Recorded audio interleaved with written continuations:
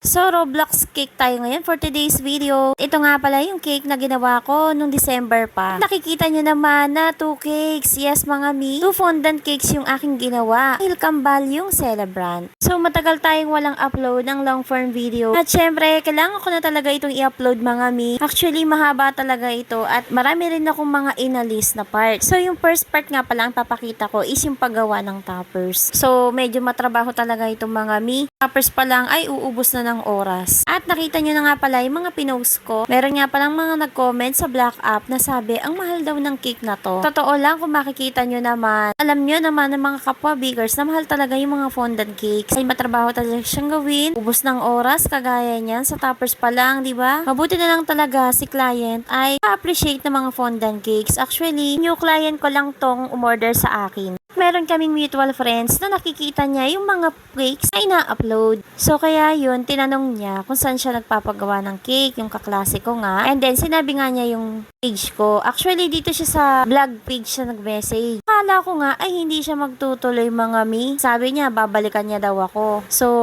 pag kasi ganun yung mga sinasabi ni client, ay medyo hindi na tayo masyado naniniwala, di ba? Kasi dalawang bagay lang yun. It's either o-order siya o hindi na talaga. Mostly talaga pag sinabing ganon, ay hindi na talaga babalik. So, di ba, napaka-swerte ko rin talaga. Kasi noong December, konti lang talaga yung pa-order ko. Actually, walang mga Christmas cake na umorder sa akin. Ito lang talaga yung pa-order ko. Ang saya din talaga kasi ko din talaga gumawa ng cakes para sa kambal. At mabalik na tayo. Sana all binabalikan. Charot lang. At ito na nga yung mga toppers. Ang dami kong kwento. Siguro naman ay naaliw na rin kayo sa mga sinasabi ko. Kasi minsan naman, ang hirap naman, paano ko ba i-explain yung mga ginagawa ko sa mga toppers? Basta panoorin nyo na lang mga mi. At andito na nga tayo sa cakes. Ko na rin pa nakita kung paano ko siya binalutan. At kung palagi ka nanonood sa akin, alam nyo naman na kaniling method palagi yung aking ginagawa. So, makikita nyo naman na marami talaga mga detalye yung fondant cakes. At time consuming talaga siya mga mi. Totoo lang, sa tagal ko nang walang pa-order na fondant cakes, ay parang medyo tinatamad na nga rin ako magpa-order. Bukod sa mahal na nga yung mga ingredients, minsan yung mga client pa ay namamahalan pa sa mga presyong ibinibigay ko. So sana naman ay mapanood nila itong mga